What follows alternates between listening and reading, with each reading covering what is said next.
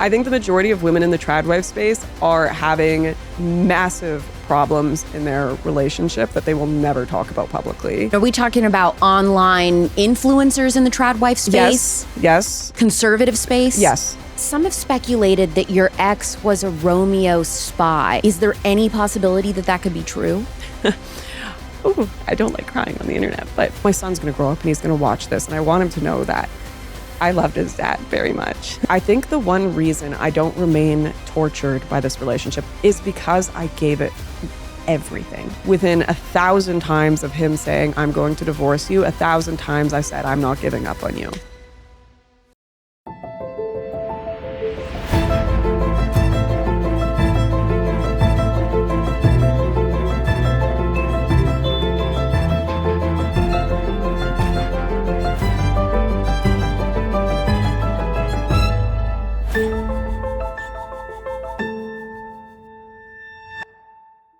Lauren Southern was at the height of her career in the 2010s, making viral documentaries and working as one of the internet's most controversial citizen journalists of the millennial generation. Abruptly, in 2019, she announced her retirement.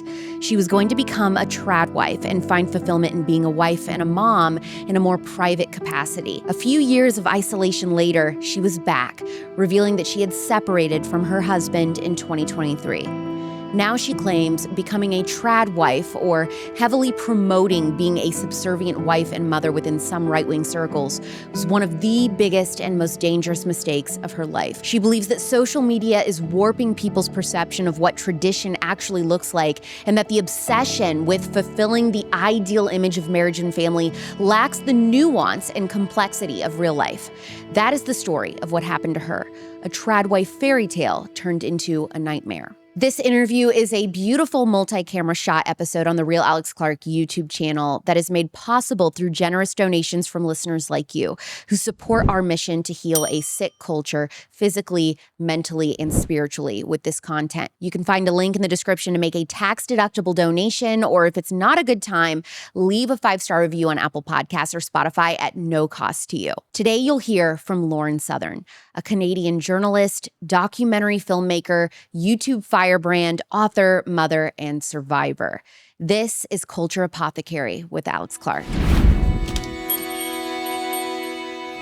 Lauren Southern, you've had one of the most compelling careers in the conservative media space, but are the rumors true that you're a feminist now? If I call myself that, I will have accusations made against me that do not apply and expectations I cannot fulfill. So I'm going to avoid that one like the plague. I plead the fifth. Well, talk a little bit about the environment that you grew up in, the belief system that you grew up in your family, and how you ended up being, I would say that you are one of the first major content creators in the conservative independent media space. Yeah, well, I grew up in Canada, so that's a pretty radicalizing experience. I'd say we're about 10 to 15 years ahead on the kind of left-wing progressive ideology compared to America. And growing up in Vancouver in particular, where we have mass immigration to the point where I don't even think the local population are the majority anymore. It's mostly immigrants right now.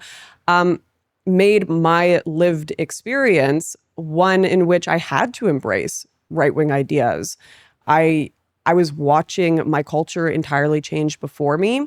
And by the time I was in grade 12, we had progressive classes being introduced, literally social progress 12 or something, where we were learning about white privilege, male privilege, this kind of stuff. And I grew up in a household that was Christian conservative, which also wasn't necessarily the massive norm in Canada at the time. Well, you're not kidding about being 10 to 15 years ahead on progressive ideals, because you and I are almost the same age. We're a couple years apart. I'm a few years older. So if you're saying you grew up with all of the pronoun stuff, I mean, that is very early compared to American culture. And I think this is why there are so many right-wing Canadian commentators. I mean, look at Stephen Crowder, Jordan Peterson.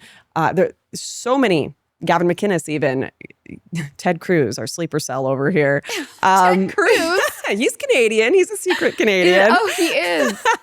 I think it's because we were inundated with the progressive stuff so early. So when we come out and we talk about, oh my goodness, mass immigration, housing costs, this and that, sometimes Americans will be like, oh, you're exaggerating. And it's like, you just wait. you just wait 10 years, you'll be here too. So I grew up definitely with that kind of conservative Christian background, well in the belly of the Marxist beast. My entire adult life, we've had Justin Trudeau in power 9 years now.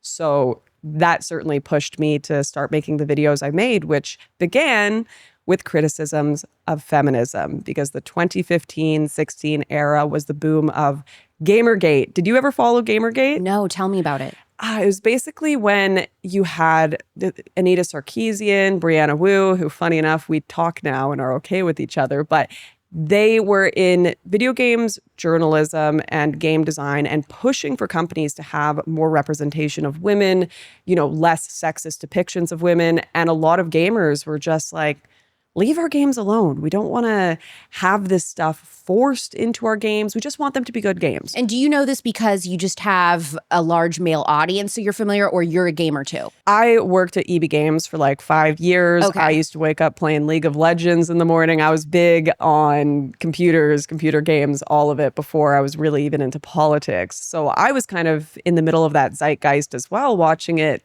sympathizing with a lot of the men in my audience. And I decided to delve into the subject more of the feminist debate.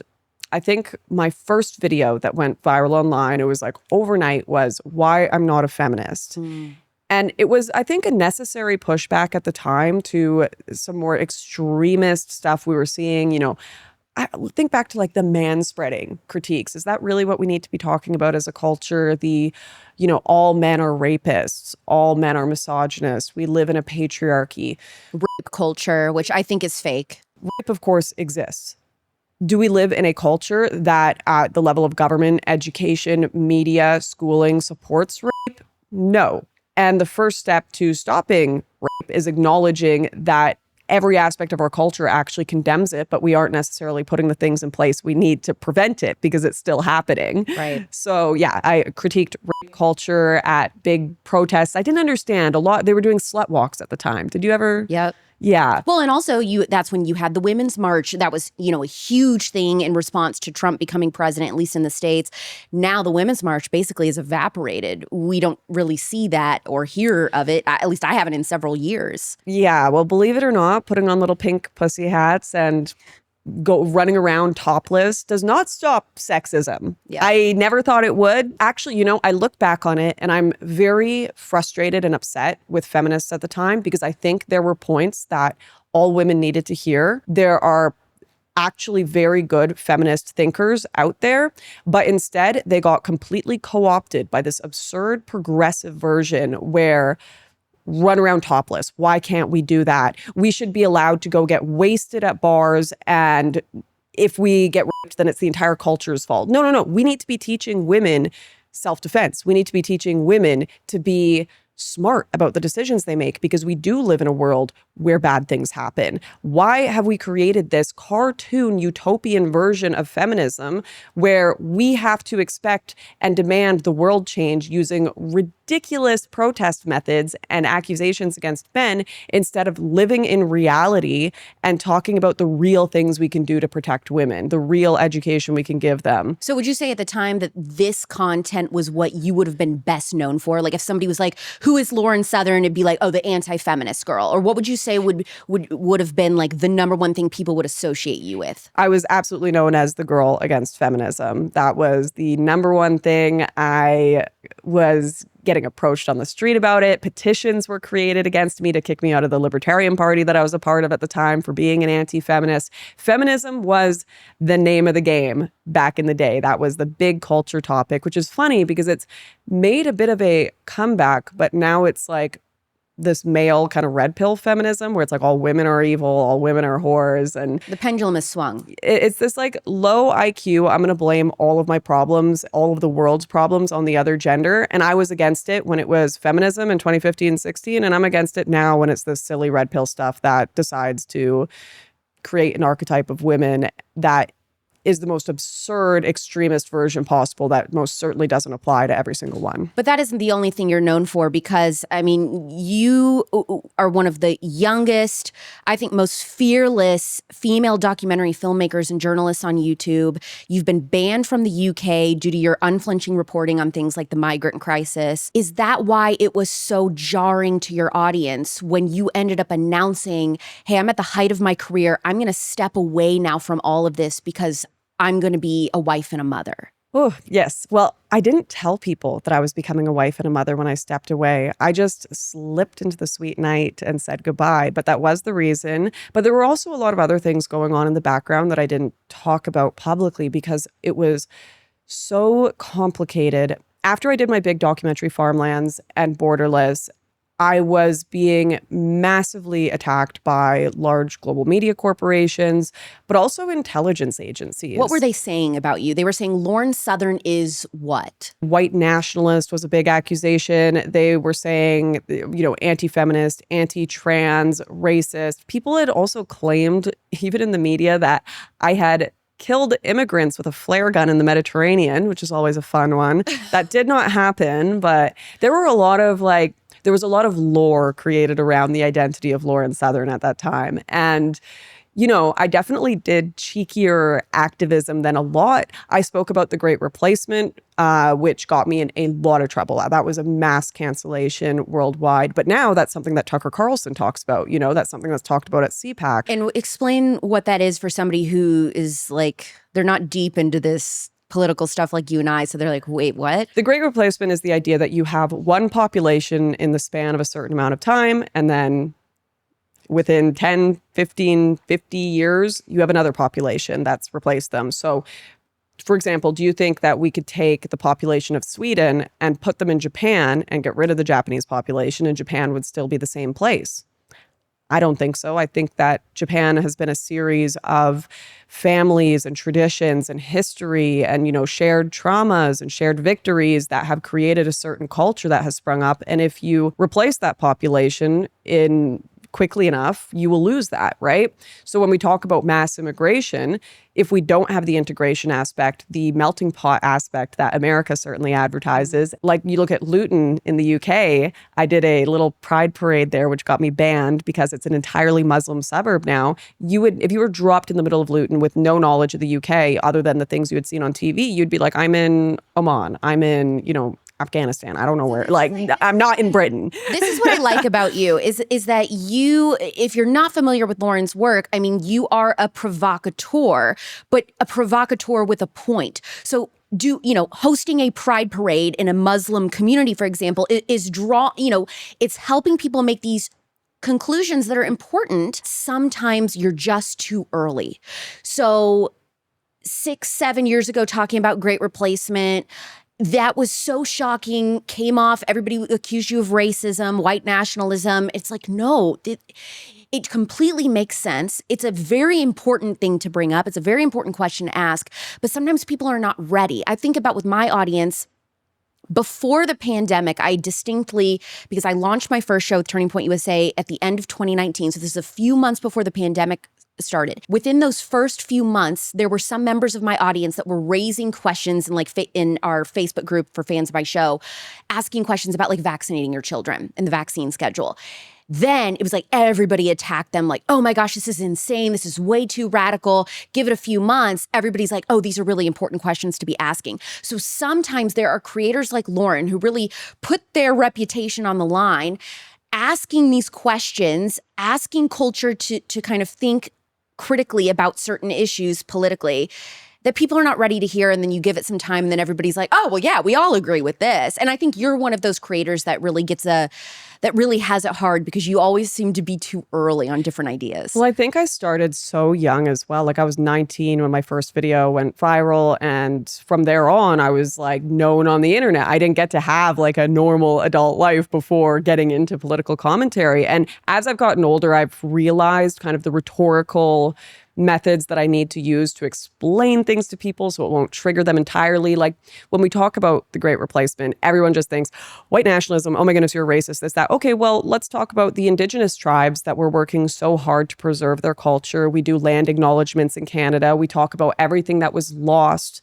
the languages that have been lost, the traditions we're trying to revive, and the art we're funding. Why are we doing all of that? Right. Well, because something was lost in the process of mass migration. Guess what? When you bring a bunch of people from another country that don't have the same culture, ideas, or vision, and there's more of them than you, well, the people that are the minority disappear very quick. And that happens time and time again. So you're covering stuff like this, but also the feminism stuff. So when you said I need to take a step back, I mean, what did you say in this statement exactly? Yeah, I believe I said I needed to take a step away from media to focus on my personal life and things going on in my personal life. And it was just, I couldn't talk about it publicly because what had happened is I had been banned from multiple countries. I actually, right before I released my film Borderless, during the filming of it, I had been arrested in Turkey for journalism, essentially, and was facing 5 years in prison with my team. And we were very lucky that we had members of the team who I didn't even know at the time had connections with intelligence agencies and were able to get us out of there. And it became one of those situations where it's like, how many times am I going to roll the dice? How many times am I going to survive this game of Russian roulette where I am being brought in, questioned by international governments I was questioned under the Terrorism Act by the UK government for that Pride Parade thing I did in Luton.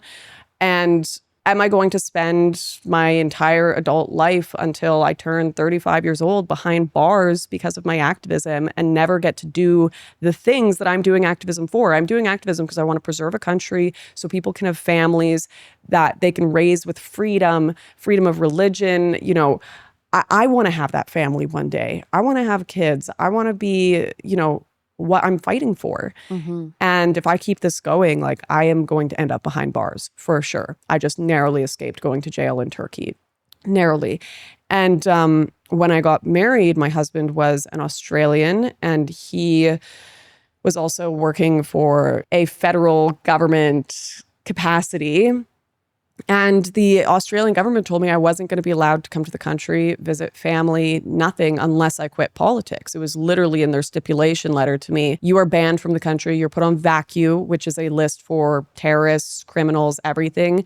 We will only take you off that list and allow you in if you quit politics. Was it a no-brainer for you? Like, done, like I quit? Or was it something that you really thought through and were kind of struggling with? Obviously, it's something I would have preferred not been the case, but it was a no-brainer. Like when I told people, you know, family is my goal, having kids, when I decided, you know, before we get into all of this, I want to clarify, I'm not the ideal trad wife. I had a career. I had boyfriends before my husband. I had like, you know, everything, nothing about my life is normal, right? But when I got married, I was like, this is my primary goal in life, to be a mother, a wife, and have kids, and everything else comes secondary. So letting go of my career was absolutely a no-brainer, but I would have preferred to have it and been able to speak publicly and not have a government be oppressive to me because of my ideology, for sure. Were you feeling any type of internal pressure, like this is the kind of content I talk about and I need to make sure I'm living it out? People can pretend when they are content creators that they don't feel pressure from their audience, that they don't feel pressure from the comments section. I remember when I was 20, 21 years old, I published a video saying why I'm not married because I was getting so much incessant pressure from my audience saying, you should have kids now. You're basically valueless as a woman. You're out here traveling and being a career. And I had to go out there and be like, you shouldn't rush into marriage. You should find someone that's good for you and like make sure the test of time goes through. You should, some people aren't going to get married and that's okay. And I really tried to clarify that to my audience, but I felt like I was almost trying to clarify that to myself because I was feeling the pressure of this ideology. And growing up, you don't really know things until you live them. You don't. That's just how it works. You know, what's that Ann Coulter quote? A liberal is just a conservative who hasn't been mugged yet, I believe was the quote. So it's like, you don't understand. Well, if that's the case, then we should have a lot of people turning red in California this year. Mass muggings, yeah.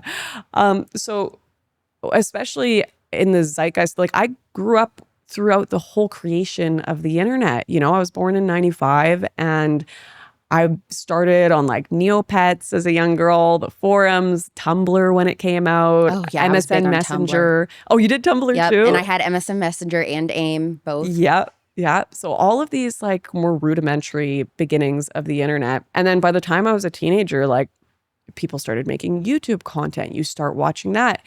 And unfortunately, what was lost in that transition was you used to be able to get all of your information about relationships and love and what to do from real people around you, where you could really see the fruits of what they were talking about. So if someone was giving you advice on how to structure your relationship, well, you could see if they had successful relationships in their life, they were in your community.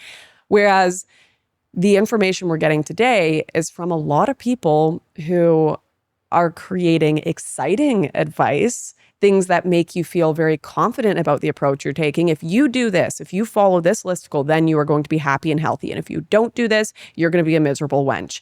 But you can't see any of the real struggles they're having because everything is sanitized. What was the path to follow that you thought, if I do this, this, and this will lead to a successful marriage and happy relationship? It was the whole trad wife stuff was beginning to become very popular on the internet. When I was at the dynamo of my career, you have to, not have your job. You have to quit your job, make that secondary, be the stay-at-home wife, be more submissive, follow your husband wherever he goes. Got to be attractive, Got to be young. Young. You want to get married young for sure, because if you get married past 25, then you've hit the wall and you're, basically used goods, whatever.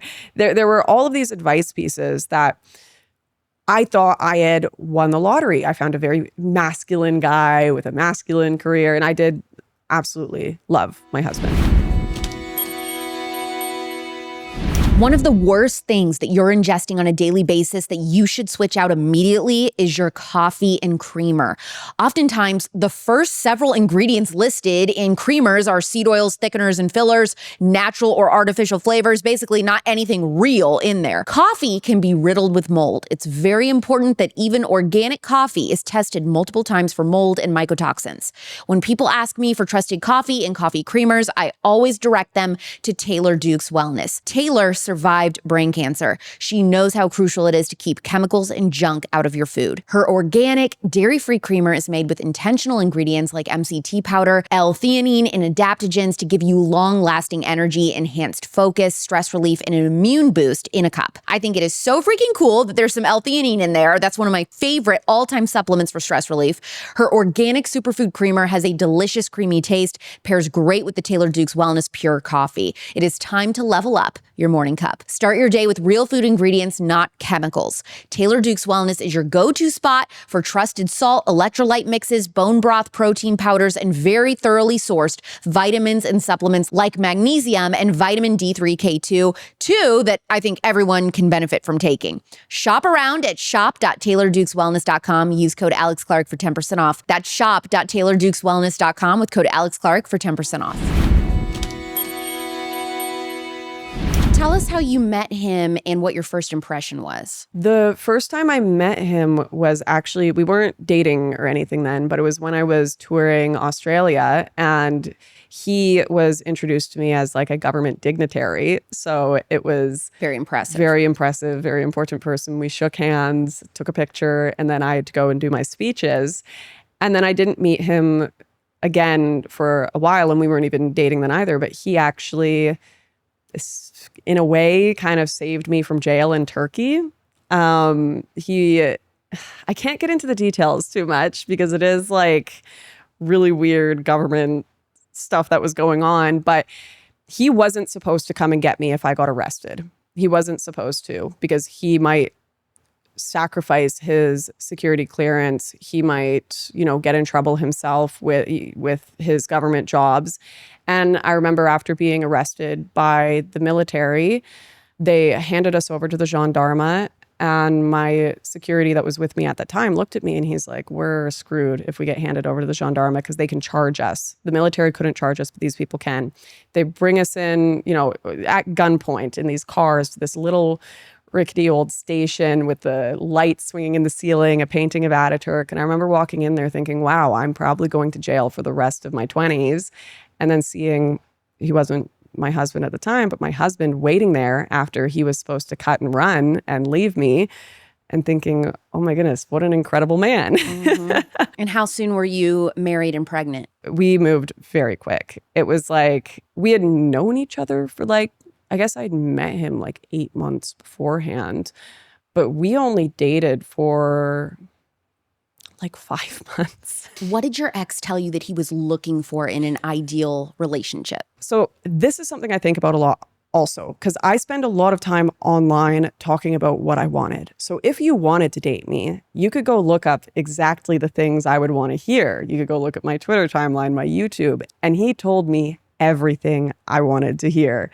I want to have a family. I want a stay-at-home wife. I want like 2 to 3 kids. I want, to be the supportive, masculine protector husband. I want to reconnect with my faith and go to church with my wife. And just, and it's hard to meet a lot of men when you're like 21, 22 that want to get married at that age. It's not a huge thing. I mean, a lot of girls that are dating right now will know meeting guys on dating apps, whatever, that are actually interested in getting married, not common. And how much older than you was he? 9 years. Okay. Yeah. So he was quite a bit older, saying, this is what I'm looking for. You're the perfect match. Let's do this. Yeah. And it was like, to me, it was a no-brainer. So there was nothing weird that he said. I mean, did he come right out and say, I'm looking for a submissive wife? Did he use that language with you? So the only thing that I would look at, and I didn't see it as a red flag then, but I would look at it as a red flag now that I kind of see the red pill movement coming about, is when he was talking about how him and his friends no longer wanted to date Western women. They wanted to go find a woman overseas who was going to be passport bro. We want to find a woman overseas who is going to be more submissive and not a feminist and going to be, a proper feminine woman. So maybe someone in South America.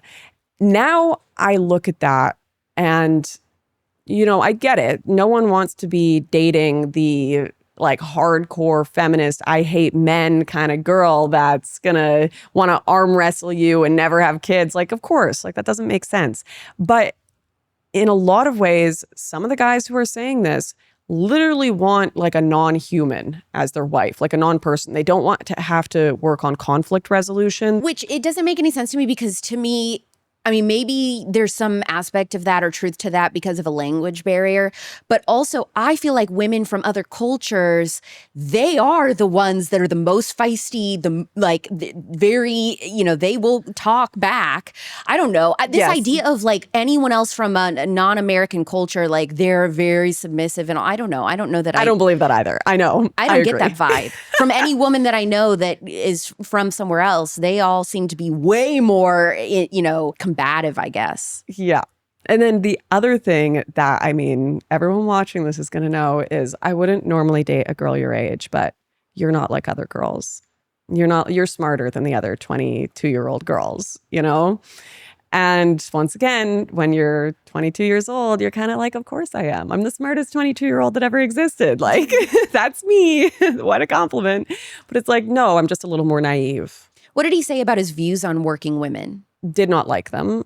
Didn't think that was a good, which was funny. This has always been a strange thing about my career is I tend to like more conservative men that tend to have these more traditional conservative views. But then I have a massive career where I'm traveling the world and there's a contradiction there. There is a contradiction there. So I'm like, okay, you really like me because of my career. You think it's amazing. But then you also dislike working women. You think it's kind of a feminist thing. But also, do you really dislike working women? I don't think so, because when I eventually did get married, I was constantly lambasted for not earning money, for being useless. Like, why you're not contributing enough. And I'm like, whoa, like I thought you wanted this. And so having this idea of women in the workforce is bad, but then I quit my job to get married and be a mother, and then suddenly I'm useless and not contributing enough financially to the household. It's like a lot of, I think this is where the trad stuff can have reality and online ideology collide, is it really practical for one person to be supporting an entire household nowadays? In a lot of cases, not really. And it can be extraordinarily stressful for men to have that burden on their shoulders. And I think when men face the reality of it, they're kind of like, okay, actually, it would be really helpful if my wife was still working right now. It would be really helpful if you had an income, even if it's just an online job, whatever it is.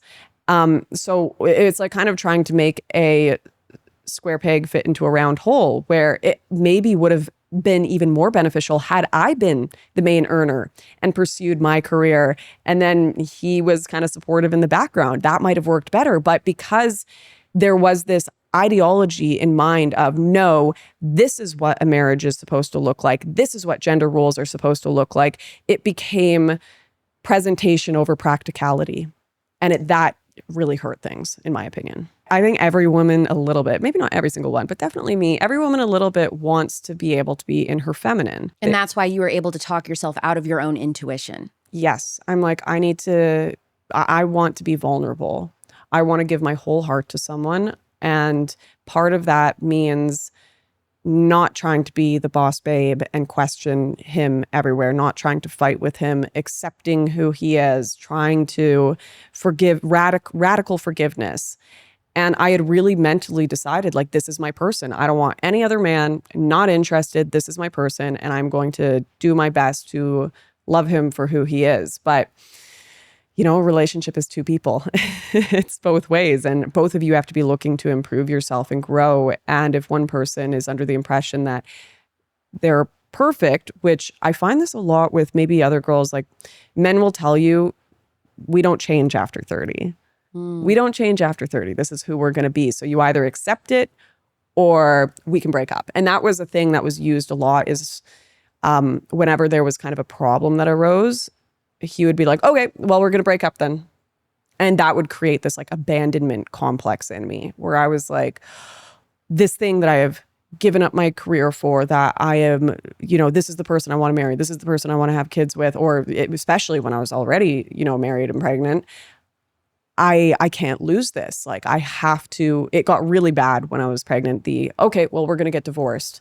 So it went from me psyching myself out and ignoring red flags to him giving me literal anxiety of abandonment if I ever addressed red flags. And it no longer felt like I was even in control of my own destiny or my own ability to confront reality, because confronting reality in some cases of the way he was treating me or the decisions being made meant losing the entire idea that I had dedicated my entire political existence and ideology to, the nuclear family. This is what I want. I want to be a wife. I want to be a mother. I want to have this for my child as well. So if I don't accept the reality that he has given me, he's going to leave me. Did he say that he was a Christian? Yeah, Catholic.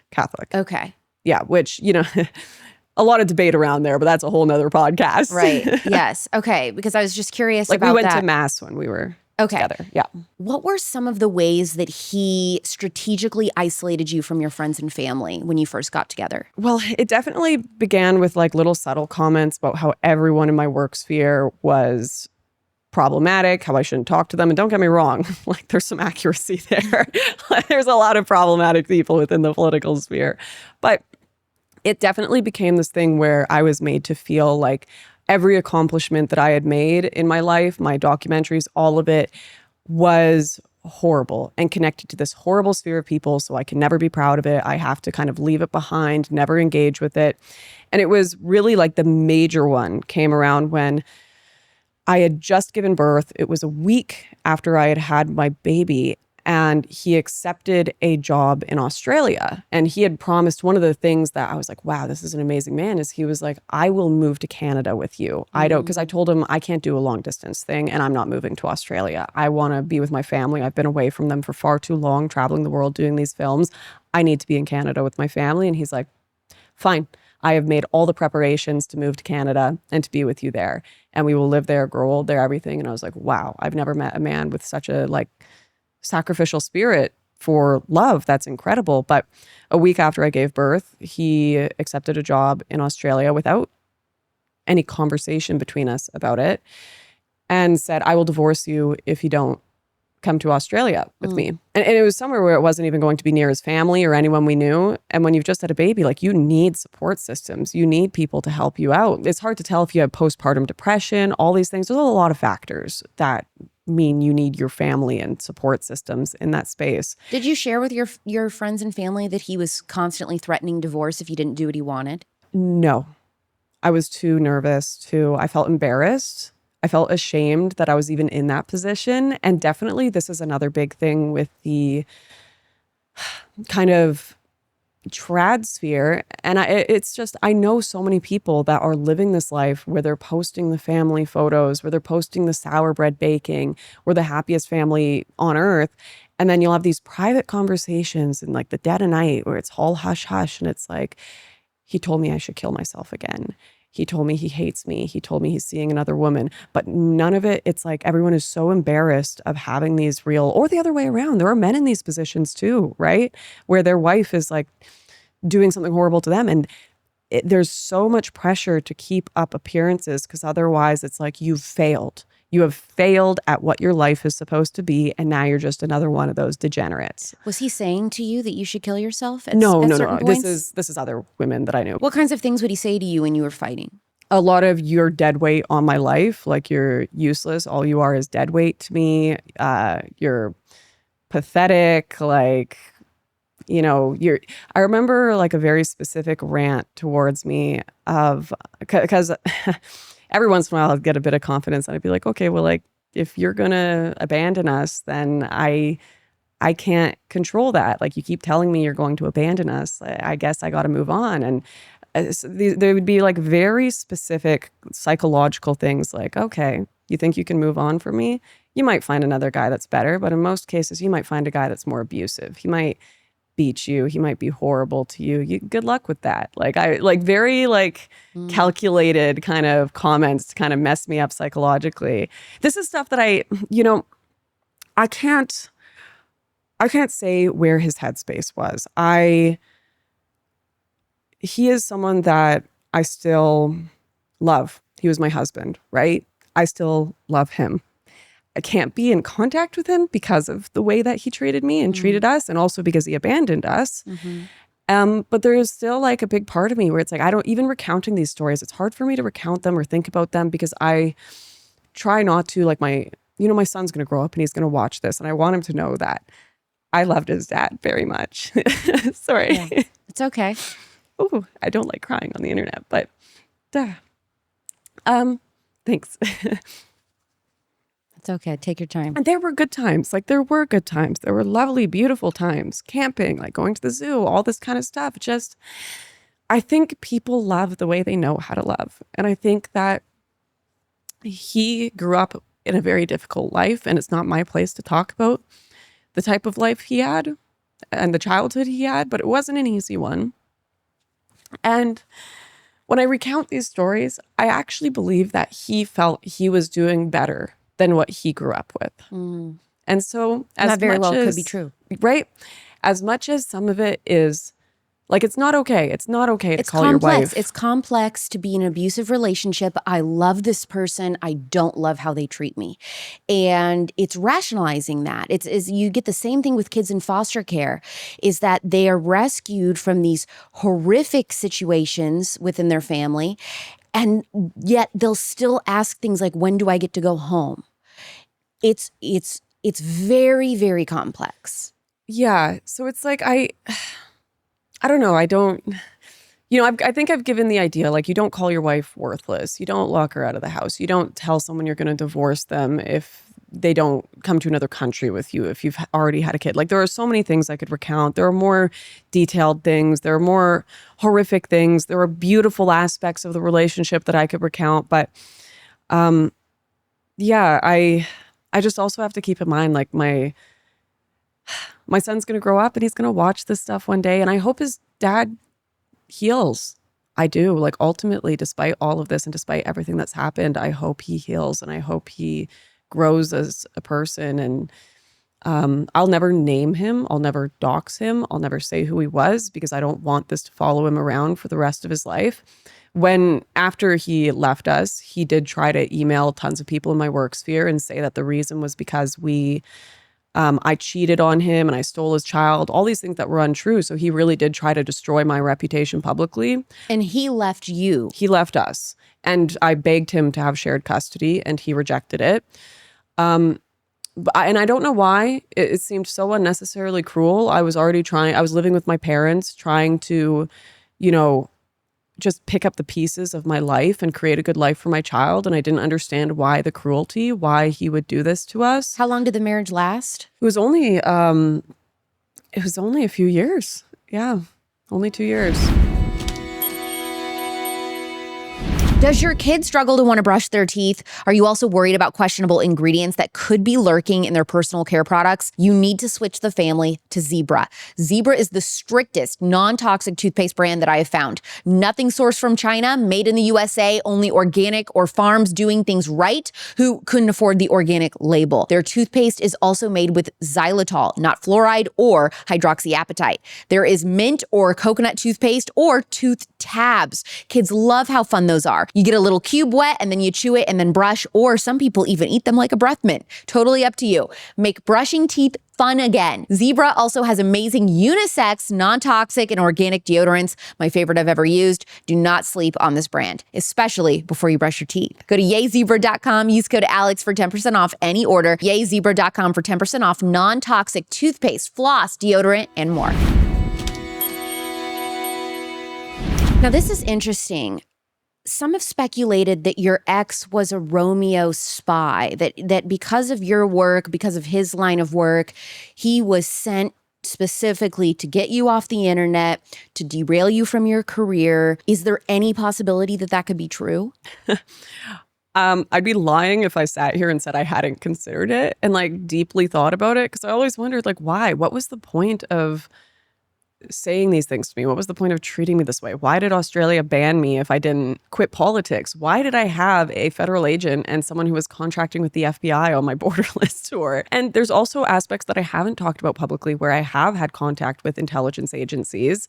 And the only reason I haven't talked about them is because it would, like, threats. It would hurt my ability to be able to re-enter countries. I've never given intelligence agencies information. I've never done anything like that. Like, everything I say publicly, I say privately, you know?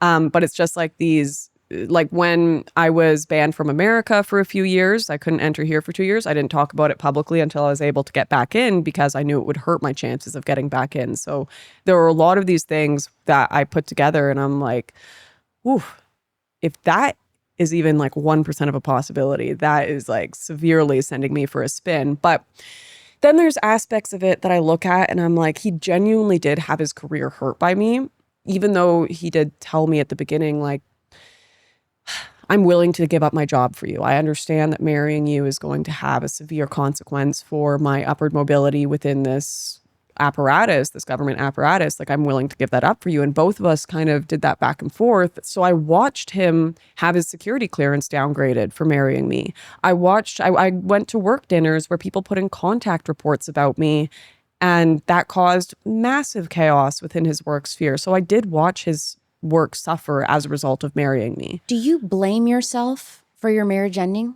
Yes and no. Yes, because I chose the man I married. I did. And I can't blame the world for that. I can talk about kind of bad advice I got on the internet. I can talk about how I was in a crazy position with feeling like the entire world and security apparatus was against me. But at the end of the day, we have autonomy and it was my own decision.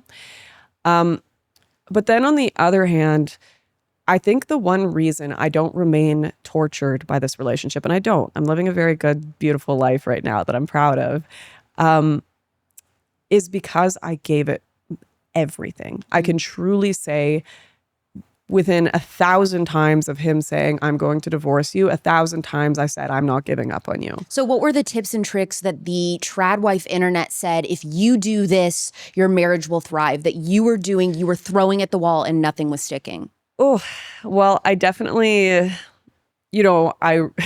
my day looked like the tradwife meme. Wake up in the morning, make the eggs and pancakes, iron the clothes, clean the house Cinderella style, scrubbing on the floor, prep lunches, prep dinners. I paid for a lot of it too. Like, I had savings from my YouTube work and all of my money went into, trying to take a burden off his shoulders. So I paid for all the groceries. I paid for everything for the baby. I paid for anything I needed myself. We even split rent for most of our relationship. Like, I just wanted to support him and have his career thrive. And there was never even a question in my head. You see this debate online about you have to have a to-go bag for if things go bad. You have to make sure you have savings and an extra account in case things go bad. That was never a question in my head. So I was just like, why wouldn't I give him all my money? Why wouldn't I give every part of me, give up my career, all of it, because this is forever. This is for life. Yeah. And, there was this, I don't know how I didn't start to like wake up to it, but there were definitely these times where it's like, I'm calling him, he's not coming home from work. I've cooked dinner, he's told me to cook dinner, and then it's coming on 7 p.m., 8 p.m., 9 p.m., 10 p.m., and I'm just reheating dinner over and over again. And these were many, many nights, right? It's a very sad depiction. Yeah, it was hard. It was very hard because it's like, I've given everything to this person. There's so much like hope and love there, and I don't understand why it wouldn't even be a text of sorry, I'm going to be late. Like, did you reach out to people in the self-identifying trad wife community or whatever and say like, I'm doing all the things that you're telling me to do and nothing is working? What's the deal? Yeah, what happened was they told me they're in the same position. So there are other women. I mean, are we talking about online influencers in the trad wife space? Yes. Conservative space? Yes. I'd say the majority. I know I probably shouldn't say that, but I think it's the majority. You think the majority of women in the trad wife space what? I think the majority of women in the trad wife space are having massive problems in their relationship that they will never talk about publicly. What have they shared with you? Than me. It's not my place to share any stories that might be identifiable to the public. So I would be more comfortable sharing stories of people that I know privately. And this is not to bash marriage. This is not to bash traditional relationships at all. I think that's beautiful. But there is a particular problem when you connect public image with a perfect lifestyle that nobody can achieve. And when your audience will cannibalize you for failing to live up to that. In the real world, this is probably one of the best systems we have is the nuclear family, marriage, kids. Kids need two parents. I believe that more than anyone. That's why I fought so hard for my marriage, despite, my husband trying to leave us so much and, calling me names and all this kind of stuff. But it's imperfect. The application is always imperfect. We're human. And when you have people that are having to live a dual life of look at this perfect life I have and my income is dependent on looking perfect, that causes a lot more problems than I think the average person in these situations. You've made all of this content. I mean, just the most controversial content talking about the dangers of Islam, talking about white farmers being killed in South Africa. And so you're used to getting heat. But when you talked about the dangers of trad ideology with your audience, which is predominantly very right-wing, what was the response like for you? Oh, yeah, it was massive hate. But I felt it was so important to talk about regardless. I knew I was going to get hate because what they felt is this was a fundamental rejection of the ideals that they pursue. So marriage, family, kind of traditionalism. And it's not. It's an acknowledgement that it is imperfect. And if we don't acknowledge that it's imperfect, we're actually going to have a lot more horror stories than success stories. A lot of criticism I got was, well, you didn't trad hard enough, Lauren. You didn't do it perfectly. You missed this stuff, that stuff. You were a boss babe. You dated this person or that person. So you were destined to fail. But I have seen girls that have followed it all very well. One of my best friends, met her husband at Bible study, got married super early, 20 years old, 3 kids, did everything right, didn't have a job because she wanted to be the stay-at-home trad wife. Her husband ended up cheating on her 10 years in, and now she's like, I had to help her and friends have had to help her with her legal bills, somewhere to stay, all of it because she didn't have a career. She was in a worse position because she did trad even harder than us. And she doesn't have a career to fall back on. Like she's living with her parents right now with 3 kids.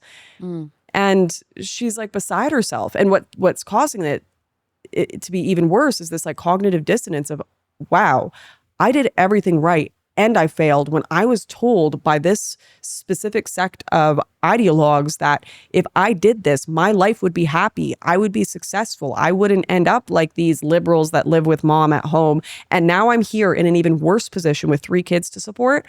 This whole ideology must be bunk. These people are lying to me, which isn't true. But because we don't caveat with like the world is imperfect, people fail, like life is more complex than this, there are a lot of bitter people. And the other thing I've noticed is ever since I've spoken about this publicly, which I wasn't even ever going to speak about it publicly. I was almost forced to by my husband spreading slander about me on the internet. But I'm glad that happened, because everywhere I go in public, I have women pulling me aside that have been part of the right-wing movement saying, I am so thankful you spoke about this. This is what I've been experiencing. And I have felt so alone, so abandoned. I didn't even know how to begin processing this. I thought I was uniquely failing at trad life. Is there an underground railroad type of movement for women who are in the public conservative movement, who are in these abusive trad marriages, who wouldn't dare say anything publicly, who are enduring it day to day, that communicate with you secretly? Yes. And I would never, give up that confidence that they have. So I can't, talk about it too much, but there absolutely is. There's a lot of people. I think this exists in every single sphere of politics that is run by ideologues. I think this exists within left-wing spheres, people who are very sick and tired of the radicalism in left-wing spheres that are talking to one another, maybe even that are sick and tired of the lack of structure and the lifestyle there and the drugs, this exists in every sphere that's full of ideologues, where they feel like they publicly have to 100% adhere and promote a certain ideology, but then privately speak with each other about the real complexities of the real world that captured audiences simply won't accept. So is it your opinion that the trad wife movement is one of the most dangerous movements growing on the internet today? Yes and no. I think that people who are unhealthy and are likely to mistreat their partners exist in every walk of life. I just think this trad ideology, if it's with the right person, and you both actually really believe it, and it's not some silly listicle thing online that you've discovered and feel the need to adhere to, but it's like something that is like through and through in your veins, you're living it. Like, we have a farm, we love each other. She just happens to be better working at home because I can make more money working at the oil rig, whatever it is. When it's not this trying to force it to happen, it can be a really beautiful thing. But what I think we're seeing more often than not is a lot of young people who unfortunately have grown up in broken homes. They don't have an example of what a relationship is supposed to look like. They don't know what a family is supposed to be like. And they're getting their advice from the internet from a bunch of people who, in some cases, are talking about marriage that are pretending to be married publicly. I know multiple people like that in this sphere that are... What do you mean pretending to be married? They are not married, they are divorced, and they are pretending to be married while giving people advice on marriage. Like posting videos as a family? Yeah, that's their brand. You are kidding. I am not kidding. And anyway, there are people out there I know watching this that know people that aren't even conservatives that are family influencers that are doing this. It is more common than not. And I've been privy to the conversations people have about this in the back end. They're like, this is our brand. Like, how are we going to support our kids? How are we going to support our life? How is my career going to continue? We got to keep this up. I did it for 2 years. I wore my ring for 2 years publicly saying I was married when I wasn't, because I was mortified on a personal level, just dealing something I was still going through personally myself. And then, I'm still trying to recreate my online presence and be able to talk about politics again. And I didn't want this shadow of, oh, you're a divorcee over my head the entire time. Everyone has every motivation in the world to lie about their life being more together than it is. So is there some kind of overlap between all of this and Red Pill, or is that separate? Oh, red pill's a whole nother beast, but there is an overlap because the red pill will be the first to criticize you and say you're a worthless piece of garbage if you're not married with 10 kids by the age of 22 or something, right? Something ridiculous like that. Well, half of them are like the ones making women unmarriageable by partaking in hookup culture 24/7. Right. Yeah, because they have to be able to sleep around because it's in their nature as men. This is what they say. But I'm like, well, who are you sleeping with? You're sleeping with these single women, and then you're getting on them like, well, you're not married because you're sleeping with people. But then obviously there has to be women to sleep with. So I don't know. I mean, I don't understand how they rationalize that. Like, there's supposed to be this group of women, kind of like The Handmaid's Tale, where it's like, these are the women you sleep with. These are the ones that are the untouchables. Like, how does that work? A proper whore Madonna complex. Yes. Yeah. Well, and what's funny about this is, once again, how it all applies to real life. I married a guy that was older than me, and I've dated a lot of guys that I tend to date guys that are a little older than me, like 9 years usually for some reason. And I have never once felt threatened by like a younger woman, even though I hear the red pill talk about this all the time. It has always been like women that are closer to their age that they just feel like they have more in common with.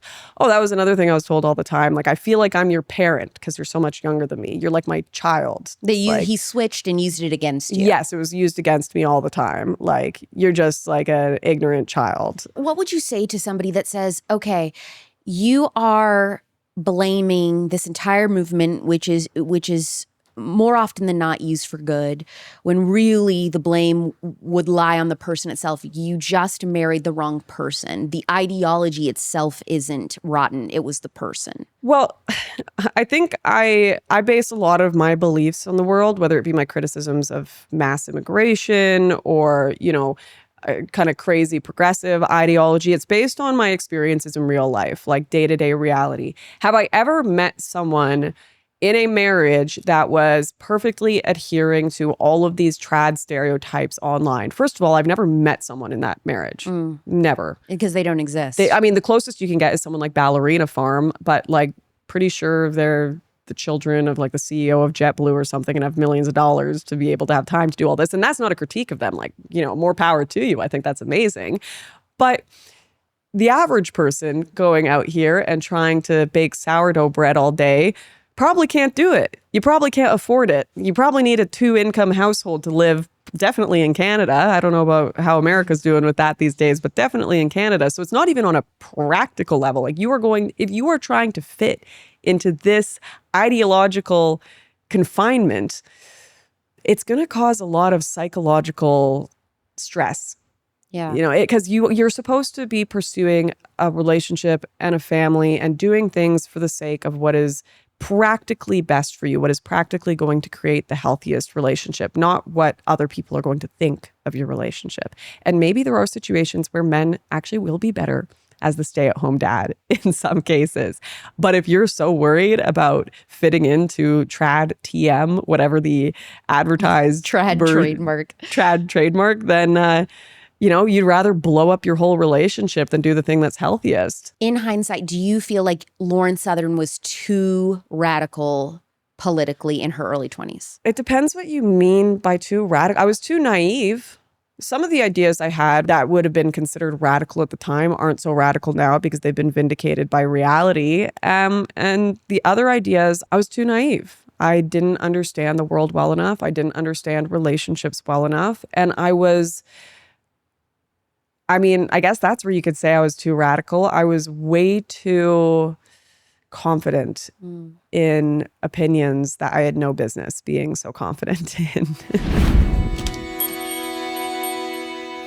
I've gotten almost all the men who work on my show to start using Olivia body wash now. They are the #1 non-toxic and truly clean body wash brand that I use. That is why I begged them to become a sponsor. Not only is Olivia totally organic, it's a prebiotic body wash, which means it feeds the skin's delicate microbiome, prompting it to repair faster. This is why people with eczema, psoriasis, and burns love this body wash. There are no artificial or synthetic fragrances ever, only the real stuff. My favorite one is the green tea honeysuckle, but the men's body wash is everything. Some women even love using that one too. Ladies, we got to get the men off the Old Spice. It is destroying their sperm.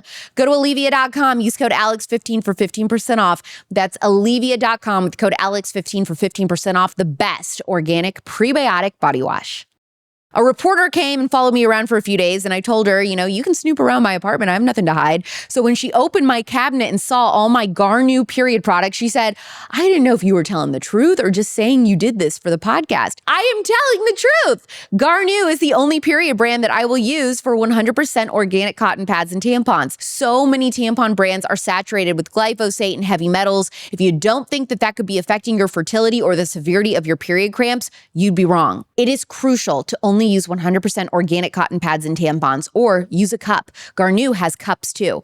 Garnuu is a conservative-owned feminine product brand who loudly and proudly believes that women are the only ones who get their periods, not men. Most tampon brands support abortion, not Garnuu. Go to Garnuu.com, use code ALEX for 15% off your order. You can set up a subscription, which I recommend so that you never have to worry about running out when Strawberry Week comes, but you can also order one time to try. Go to Garnuu.com, use code ALEX for 15% off organic cotton period products. So if you were to speak to that Lauren, what would you say to her now? You're going to be okay. If he wants to leave, let him leave. You're going to be just fine. That's another lie, is I thought that my life would be over if my marriage ended. So even if my husband was treating me horrifically, saying he was going to abandon me, leaving me for days on end, not financially supporting me fully, I was like, well, the alternative to being called worthless, pathetic scum every day and abandoned every day is my life blowing up and me being the most miserable, unhappy, single mother wench. That was a lie. It's so funny because so many people came up to me and were like, I'm so sorry, Lauren, that you're divorced. Like, I'm so sorry that this all happened. But I am so much happier now. And I think humans are extremely adaptable. It took a while to get on my feet, to process everything. But once I had let go of the idea of what life is supposed to look like and accepted what life is, I could start seeing the beauty in it again. Like, wow, I am around people that build me up. I'm around people that tell me, I'm doing a great job. They criticize me when I need to be criticized, but it's all not with an animosity to it. It's with a genuine love to it. When these women in the conservative movement who are in, unhappy or borderline abusive or are in abusive marriages are talking to you about the problems and they feel like they can't leave, what do you say to them? I'm very careful to not say like, well, leave his ass, because I think that can be very bad advice too. I think there is definitely like a modern idea of when things aren't going well, you abandon. And in fact, that's actually one of the problems that I had in my relationship is my husband would see things not going his way, even if it was like the tiniest little thing, like I'm a little too tired or breastfeeding to do X event today, like divorce. So that was a problem in my relationship, and it can be a problem with anyone. Like divorce shouldn't be the first thing you jump to, but I definitely say the first thing is you have to regain your self-worth. Like in order to even understand the situation you're in, to process it, you need to do things for you. You can't let your brain be completely in this orbit of my life is going to fall apart. What are people going to think? What does he think of me? Especially if it's, or she, if your partner is being abusive, you don't want to be getting your opinions of yourself from them. You have to start like rewiring your perception of self. Like you are a child of God. All of us are. You are here for a reason. You have divinity in you. You were not made to be abused or spoken down to or made to feel like you shouldn't be on this earth. Once you believe those things about yourself, then you can start to really love yourself and your partner and make decisions of what to take next. And if that person doesn't want to be involved with your kids, if they are truly abusive, then maybe the next step is you have to step back. And, I waited for a long time. Like maybe I definitely was in this mindset of I can't even move on psychologically because maybe I can still fix this even after he had left us. And eventually I got to a place where it's like, no, this is just life. And if he heals one day, like I'm happy and I want that to happen. But this is just my life now and I'm cool with it. Has your content on YouTube changed since going through this? It's definitely a lot less black and white. like, this is the answer. And I don't give advice on relationships very often. And if I do give advice, it's like this. It's not like, all right, if you do A, B, C, D, then you're going to have a successful relationship. I will not give that advice since everyone's relationship is unique and complex, and I can't speak into it unless I've seen it. I see so many people online speaking into my relationship and what happened, and I'm just, oh my goodness, you couldn't be more wrong. Yeah. You couldn't be more wrong. So yeah, I have become more nuanced, and that's a really cool blessing that I got from this whole experience as well, is I gained an empathy I did not have before. It's just how humans work, unfortunately. You got to live it. What do you think that empathy is? When I see people with lives that would be perceived publicly as like, oh, you've really fallen apart, like your life is real chaotic, or, you know, single mothers, all this kind of stuff, I look at them and I'm like, whew, the stories they'd have that I've never heard. There's no assumption. The stories they have that I've never heard. Yeah. There's no assumption that, well, they must have chosen wrong. They must have just, because I think that's the main assumption people have, is they look at like a single mother, or they look at, you know, a man who's like in his 40s and can't get it together and isn't married. And they have all these assumptions that go into place of what they must have done wrong. So maybe the message is make conservatism empathetic again. Make conservatism human again. I can't even begin to explain the amount of friends I have right now, because I grew up in the political sphere. I grew up with all of my friends a part of these movements, like very far right movements, far left movements. And I love that quote where it's like, I love the 3 a.m. version of people. Yeah. That version of people where you're sitting at the bar beside them and they're like just pouring their heart out, crying. And whether they be like people in far right circles that are like, wow, this is just not translating to real life. Like, I am depressed. I am like constantly posting this stuff. None of it is actually what's happening around me. Or even far left people that I know that are like, I would love to have a family, white picket fence, all of that. But, you know, I grew up in a broken home and I just don't believe in it. Like, I don't think it's possible for me. I wish it was, but I just don't believe in it. And that's why I'm in this position where I've kind of gone down this road of not even trying to have structure. People are so much more complex than just these archetypes that have been created online. I'm sure you've met people in your own life. You've been criticized yourself for not being married, and you have your own story that... Yep. All of it. No, I completely relate to everything you're saying, which makes me curious. Do you want to get married again? Right now, I'm not thinking about it. Like, it's not...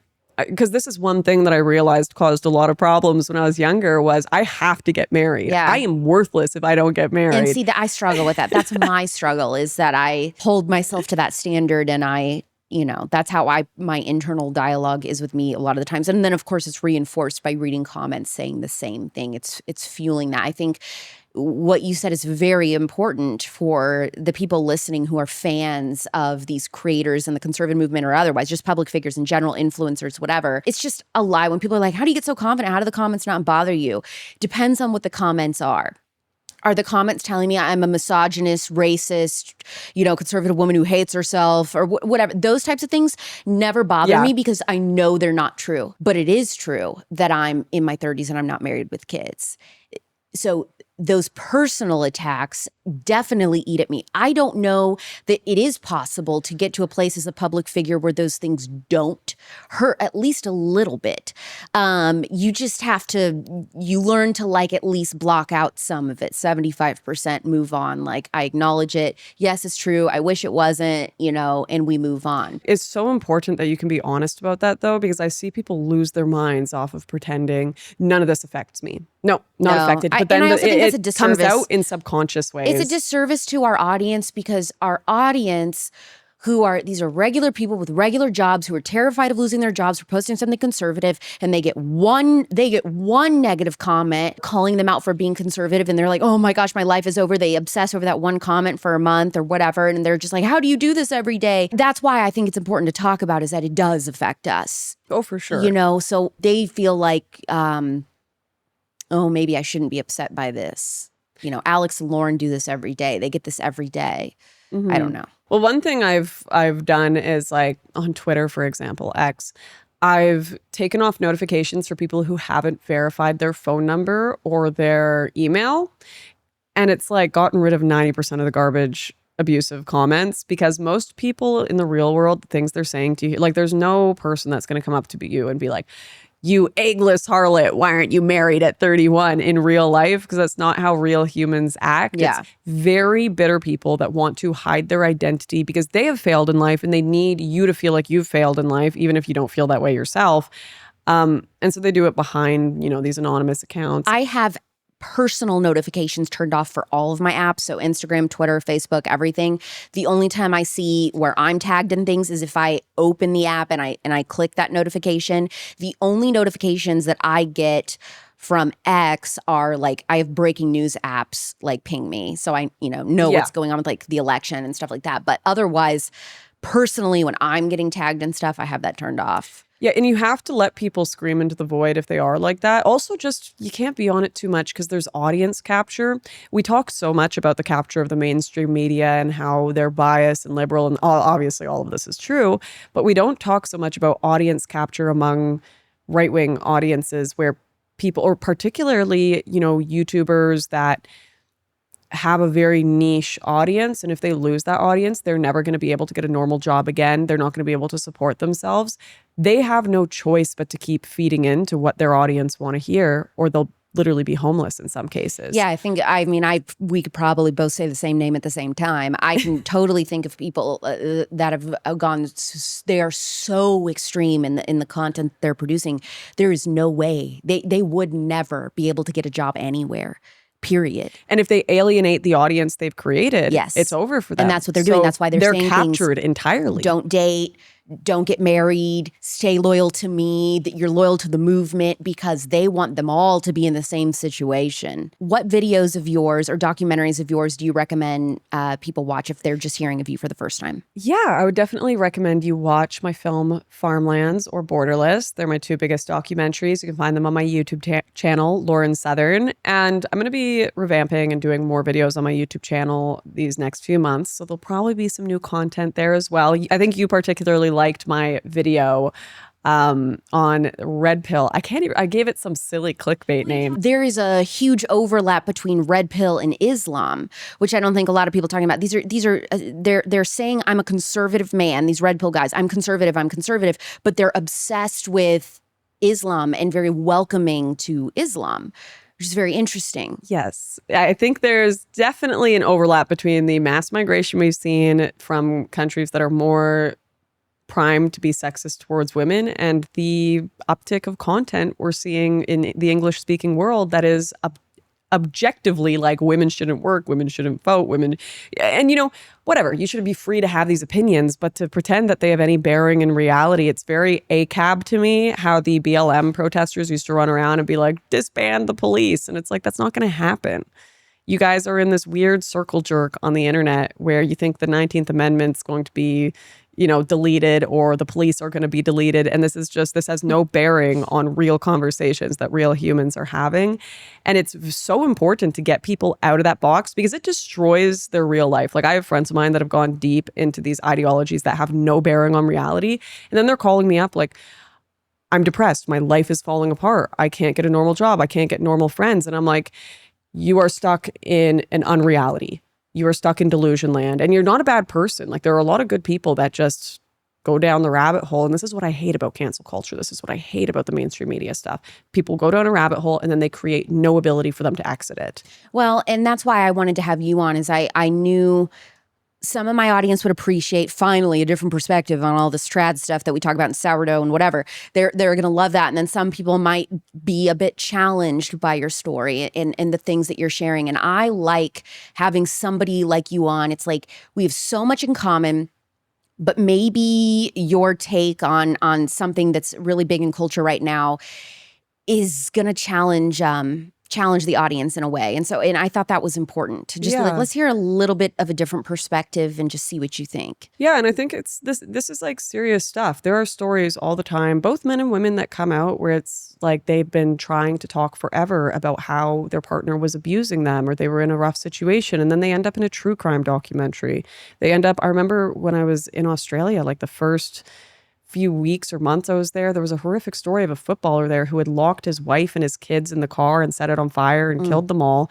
And she had been trying to tell people for ages. So even though my story is not that extreme at all, like I'm not out here saying that. If you are under this impression of like everyone in this situation is exaggerating, or these things don't really happen, or they're in a trad relationship, so they should just be quiet. Like, it might not be you. You might have a really healthy relationship. And if that's you, like, I'm so happy for you. Honestly, I don't hate marriage at all. I think it's a beautiful thing. It might be your friends, though. It might be someone you know that's too embarrassed to talk to you about it. It might be someone you care about, a sibling, anything. And if we don't create an environment where people feel free to talk about the complexity of life because they feel they have to fit into this square box of, I've done everything right and therefore I'm not a failure. You're not a failure if life is complex. That's just what life is. What is your Twitter and Instagram? You can find me at Lauren_Southern on Twitter, Lauren Cherie, Cherie on Instagram, and just Lauren Southern on YouTube. If you could give us one remedy to heal a sick culture, what would it be? I think for a conservative audience, the biggest thing that they need to realize, and I had to realize this in my own life, is, well, facts may not care about your feelings. Feelings don't care about your facts. A lot of people are motivated by love, by beauty, by sadness, by pain, by suffering. In fact, I think that's what motivates all of our politics, is these underlying feelings. And if you try to separate yourself from emotion and empathy altogether because you think you've become some philosopher God king that's above feelings, you're going to find yourself missing out on both the most beautiful and the most important aspects of understanding the real world. So don't think that facts and feelings aren't equally important. Embrace empathy, embrace complexity, and that's how we heal the world. Thank you, Lauren, for coming on Culture Apothecary. Thanks for having me. I think we can all be guilty of getting into an echo chamber at times, even within our own movement. Lauren's story is important to hear for a few reasons. Maybe you or someone you know is in a marriage like this and you're feeling very alone or even confused because of a lot of this deceiving advice presented to you on social media. Some of this content that people are creating may sound like solid Christian, biblically founded advice because you're talking about a woman being submissive. But here's my take. This is why it is so important to be a Berean, okay? That means comparing all earthly wisdom to what scripture actually says about gender roles in marriage. Is what you're reading God's design for a mutually respectful and edifying relationship, or is it actually abuse masquerading as truth? That being said, Christian or not, no woman should ever have to go through what Lauren did, ever. If you are currently in an abusive relationship and need help, text BEGIN to 88788, the National Domestic Violence Hotline. Be sure to watch Lauren's documentaries Farmland and Borderless on her YouTube channel, Lauren Southern Official. And also, don't forget to subscribe to this show on YouTube at Real Alex Clark. You can leave anonymous 5-star reviews for the show. If this episode touched you, I'd love to know how. Every Monday and Thursday night at 6 p.m. Pacific, 9 p.m. Eastern, I'm interviewing different people and experts offering their own unique remedy to heal a sick culture, physically, mentally, and spiritually. This is Culture Apothecary with Alex Clark.